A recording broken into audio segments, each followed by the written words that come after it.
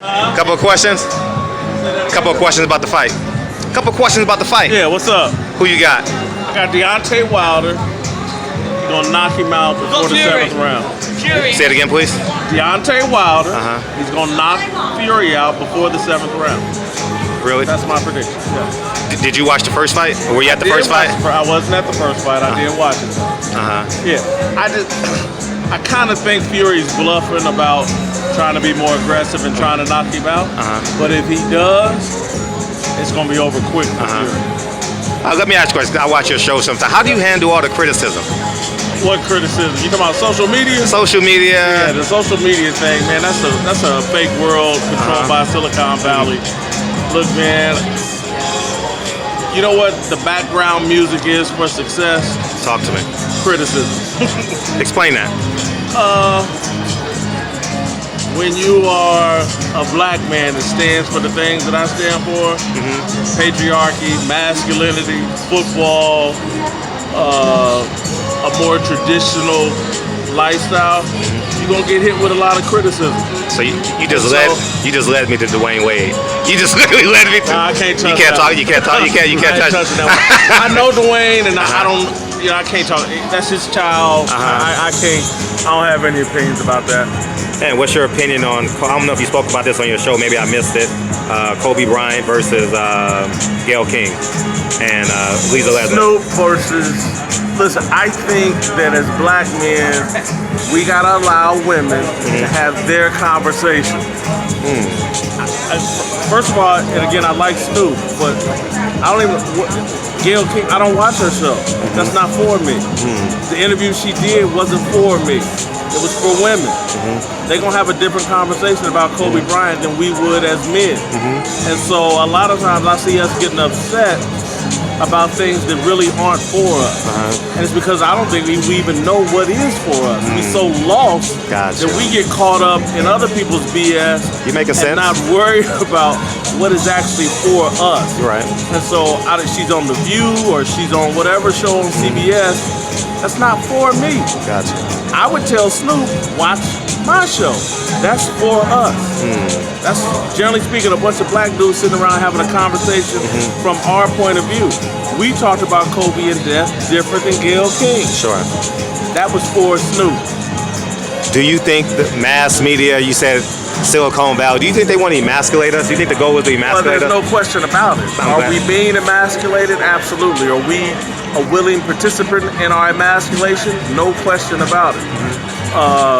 You know, it's offensive to me, the way I was raised, and the kind of man my father wanted me to be. The things that we are allowing, and the way that we're not living up to our responsibility as men, and want to take a back seat and get dragged somewhere by our women, I think it's inappropriate. And again, I have a great mother, and my parents divorced, and my mother was a single mother raising me and my brother, but she's never gonna let me escape my responsibility as a black man on this planet. And I see a lot of cowards trying to run from their responsibility. Malcolm X, February 1st, 1965, which is tomorrow. Malcolm X is one of my heroes. How would Malcolm X be received in today's society?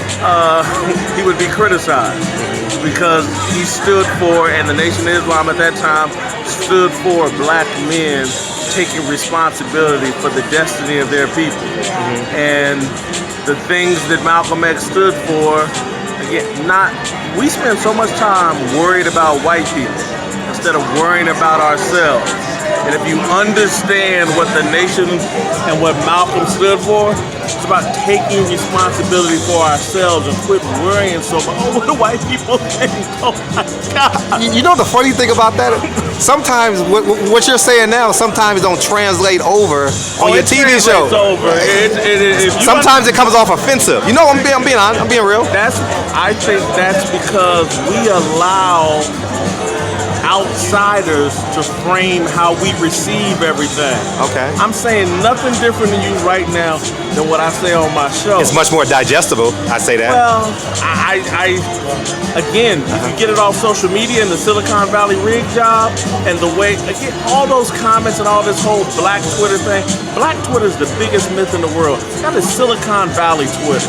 And if we think somehow that's us, for us, gonna liberate, free us, Twitter, social media, all that's the virus infecting our minds and leading us down a path of self-destruction.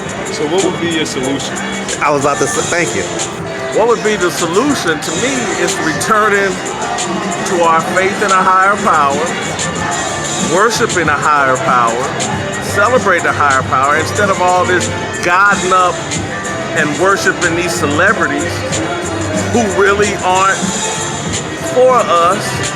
They are, again, as I talked about it one time on the show, I'm sure people missed it, there's a big difference between being a role model and being an influencer. A role model does a lot of public behavior that brings honor, respect, and tries to set a standard for other Black men and boys to follow. An influencer is trying to use his influence, trying to gain a bunch of followers to influence them into buying products. They're working for a corporation. They're not working for you. They're working for a corporation. And their job is to influence people to buy their products. A role model is trying to inspire you to elevate your public behavior in a way that brings you honor, your family honor, and puts you in a position to succeed. There it is. Great answer, man. I'm being honest. Sometimes I watch your show and I'll be like, damn, Jason. And now I hear you now. I'm like, hold up. It's a total You would be more. In my humble opinion, this is me. Yeah. I'm more Malcolm than Martin, but I know the last years of their life they co-joined together from a mental perspective, and they stepped aside religion. But I hear you now. I'm like, you more Malcolm than anything, and sometimes it don't translate. I'm not labeling you. I'm not labeling you. Again, I do think it translates. People just ain't listening to what's being said.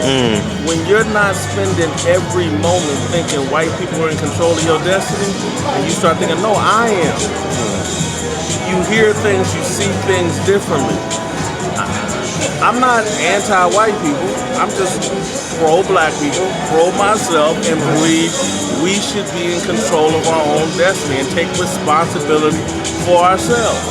And I'm not, again, most people get on TV and they cater what they say, not towards the truth, but what they think will be popular over social media. Gotcha. And they've rigged up social media so that the best way to get followers, likes, retweets is to sit around and, I wonder what white people think about us. And let's talk about what white people think about us and what white people are going to do. And it's like, let's go police white people. Fuck them. And I'm like, no, man. When you raising kids, are you policing your next neighbor's kids or your own kids? So my interest is us. I try to say things that I would say to my own kids, my nieces, nephews, young people that I come in contact with. Anything that comes out of my mouth, I'm trying to be consistent to that point of view. I'm not worried about how social media is going to receive. So was there a direct correlation between Harvey Weinstein versus Bill Cosby? And what you just brought up? I'm not dodging. Okay. A little bit outside my expertise. Okay. So I'm not dodging. Sure. I don't get what Bill Cosby was doing, if the things that said against him are true, but it's a little bit outside my expertise. My last question, I know you want to go. Charles Barkley and the comments he made about Kobe, saying that is a part of his history, and he was obviously vindicated with charges being dropped. Look, Charles is a friend of mine. Okay, I didn't know that. Let's say that. Okay. Point two would be, it is part of Kobe's legacy. There are mistakes that I've made in my life that are part of my legacy. Some of those mistakes, a lot of them aren't public. That's why it's hard for me to cast stones at Kobe, because I'm not saying I made the mistake that Kobe allegedly made, but for the grace of God, someone could have accused me of it. And I've made some mistakes that I'm embarrassed of that aren't a part of the public record.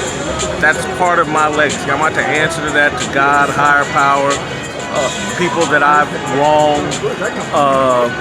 But it does. Listen, man, everybody's flawed. I'm not trying to write off Kobe's mistake or diminish it, but where Kobe was at the end of his life, with his family, with his kids, his passion for young people and women and all that, that should all be celebrated. He was on a journey that got cut short, and it's a tragedy that it got cut short because it seemed like it was on a beautiful road to somewhere that was going to help young people. Is God Christianity or is God just a higher power? I'm a Christian. Okay. I don't force my beliefs on other people. I do think we're all better served believing in some higher power and some relationship with God. I'm a Christian. I promote that.